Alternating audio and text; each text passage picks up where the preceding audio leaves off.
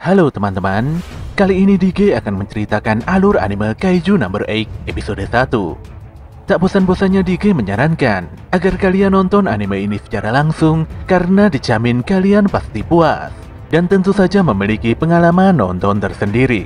Tapi jika kalian gak ada waktu, maka mampir ke sini adalah pilihan yang paling tepat karena DG dengan senang hati akan menceritakan semua kisahnya untuk kalian semua. Sebelum lanjut, buat kalian yang baru saja menemukan channel ini, ada baiknya untuk subscribe dulu.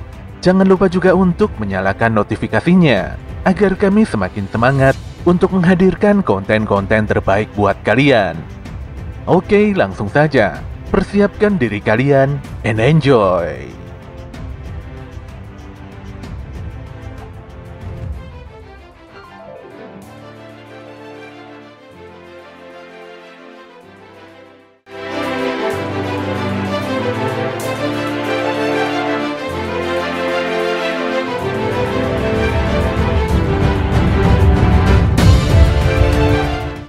Siang itu suasana nampak cerah sekali.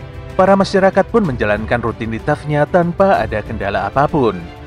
Namun tiba-tiba saja muncul sesosok bayangan besar yang menyeruduk dan menghancurkan sebuah jembatan di wilayah perairan Yokohama. Saat itu juga pihak pemerintah langsung mengeluarkan peringatan darurat tentang kemunculan sosok kaiju. Selain Yokohama Prefektur Kanagawa, peringatan darurat ini juga ditujukan pada masyarakat distrik selatan, tengah, dan distrik Isogo. Para masyarakat pun lari tunggang langgang menyelamatkan diri dengan memasuki shelter-shelter pengungsian di wilayahnya masing-masing sesuai arahan dari pihak berwajib.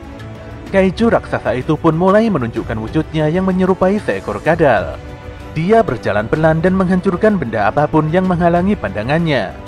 Pasukan pertahanan dari Divisi 3 langsung menuju TKP dengan menaiki helikopter. Dari pantauan pasukan pertahanan, panjang makhluk ini kurang lebih 60 meter dengan kekuatan yang merepotkan. Helikopter pasukan pertahanan mulai menembaki si kaiju hingga membuat makhluk tersebut berteriak keras. Beberapa member pasukan pertahanan kembali menembaki si kaiju, dan setelahnya Kapten Divisi 3 yang diketahui bernama Mina Ashiro melepaskan tembakan super kuatnya tepat di dada kaiju. Alhasil, tembakan Mina membuat isi perut si kaiju meledak dan berhamburan kemana-mana. Jelas saja si kaiju langsung binasa seketika. Para masyarakat pun memberikan selamat dan tepuk tangan meriah pada Divisi 3. Apalagi mereka berhasil mengalahkan si kaiju tanpa mengalami cedera. Pihak media pun memberitakan tentang pasukan pertahanan yang tangguh dan hebat.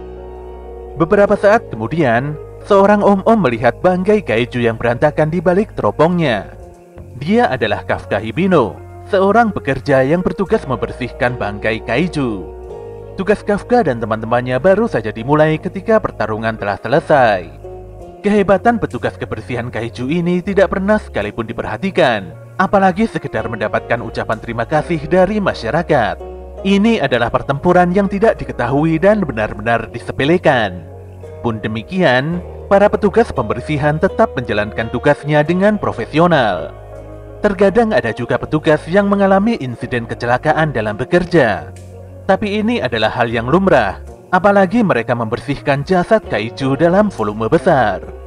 Sesaat kemudian Kafka sangat kaget ketika atasannya memerintahkan untuk melakukan pembersihan pada areal usus.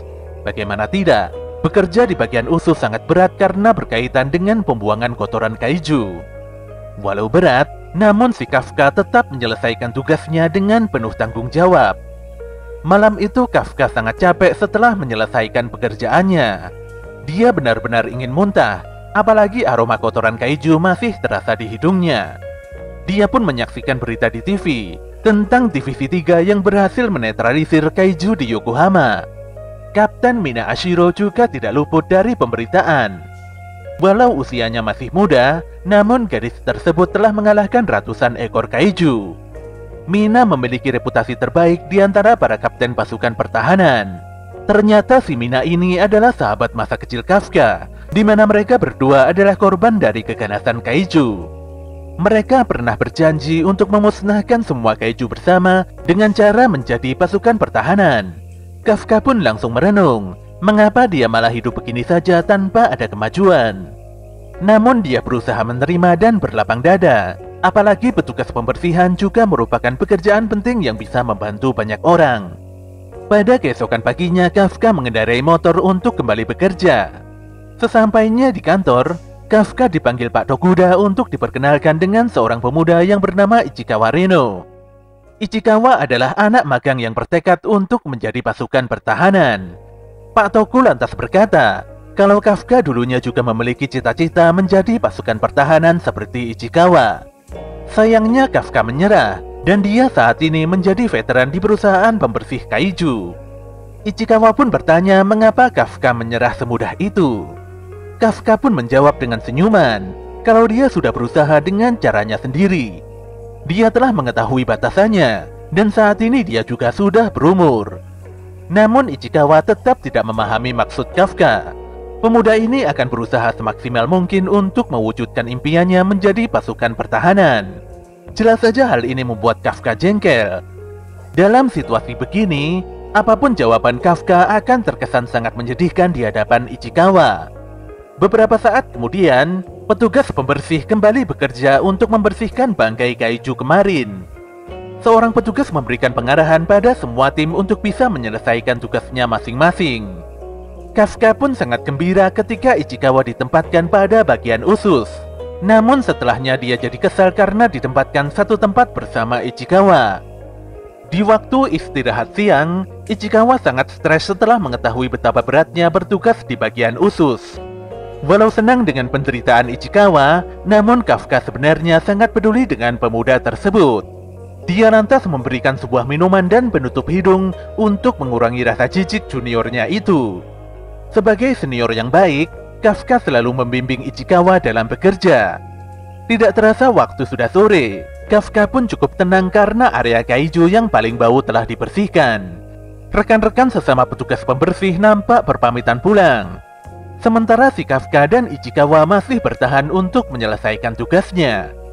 Ichikawa pun berterima kasih pada Kafka karena si Kafka telah membantunya dalam melewati hari pertama yang sangat berat.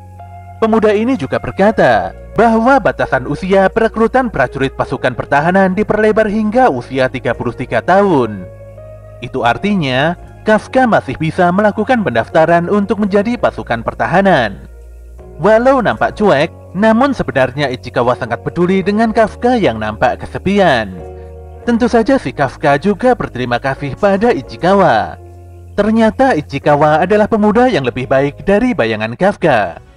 Ketika Ichikawa menoleh ke belakang, tanpa disangka seekor Yoju tiba-tiba menyerangnya.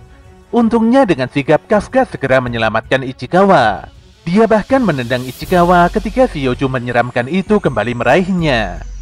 Kafka lantas meneriaki Ichikawa agar segera kabur dan menghubungi pasukan pertahanan secepat mungkin. Mereka tidak mungkin bisa mengalahkan Yoju.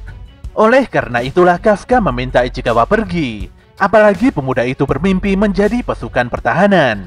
Jika Ichikawa mati di sini, maka impian itu tidak mungkin bisa direalisasikan. Walau sangat berat, Ichikawa pun berlalu meninggalkan Kafka. Kafka sendiri berusaha mengalihkan perhatian Yoju dengan sebuah tongkat besi. Jelas saja monster itu pun terpancing dan mengejar Kafka. Dalam pelariannya, Kafka mengingat kembali kenangan masa kecilnya bersama Mina, di mana kala itu para kaiju telah menghancurkan kampung halaman mereka. Keduanya begitu sedih, karena masing-masing dari mereka telah kehilangan sesuatu yang sangat berharga. Tanpa sadar mereka mengungkapkan keinginannya untuk menjadi pasukan pertahanan. Mereka juga akan berlomba-lomba untuk menjadi prajurit yang terbaik. Kafka yang saat ini dikejar monster Yoji benar-benar kesal. Apalagi kenyataan saat ini sangat bertolak belakang dengan apa yang diharapkannya. Merasa tidak bisa kabur, dia pun memaksakan diri untuk bertarung melawan si Yoji. Tentu saja Kafka kalah telak, dan dia dihempaskan dengan begitu hebat. Parahnya, si Kafka tidak bisa bangkit karena kakinya patah. Ketika si Yoju hendak memangsa Kafka, tanpa diduga Ichikawa kembali dan memukul wajah monster tersebut dengan tiang rambu lalu lintas. Kafka pun agak kesal Ichikawa malah kembali lagi. Namun Ichikawa menyampaikan bahwa dia telah menghubungi pasukan pertahanan. Jika Ichikawa kabur dan meninggalkan Kafka sendirian, maka dia merasa tidak pantas menjadi pasukan pertahanan. Kafka pun tersentak dan kecewa dengan dirinya sendiri yang tidak bisa diandalkan. Bahkan untuk melindungi juniornya saja Kafka sudah sangat kewalahan. Dia pun berteriak-teriak dan mengumpat sendiri. Ketika Shioju hendak menghabisi Kafka dan Ichikawa, saat itu juga seekor harimau putih tiba-tiba muncul dan menghentikan serangan Yoju. Bersamaan dengan itu, Shioju nampak tertembak hingga tubuhnya berhamburan. Kafka pun sangat terkejut. Ternyata yang menyelamatkannya adalah Mina Ashiro bersama pasukan Divisi 3. Mina lantas memerintahkan anak buahnya untuk menyelamatkan Kafka dan Ichikawa. Sementara pasukan lainnya akan berpatroli untuk memastikan tidak ada Yoju yang tertinggal. Malam itu di rumah sakit, Kafka mengakui kalau Mina adalah prajurit pertahanan yang sangat hebat. Gadis itu bisa membunuh kaiju yang menakutkan dalam sekejap mata.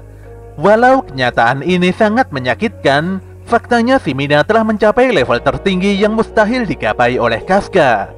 Ternyata si Ichikawa berada dalam satu kamar dengan Kafka. Ichikawa pun berterima kasih karena Kafka telah menyelamatkannya.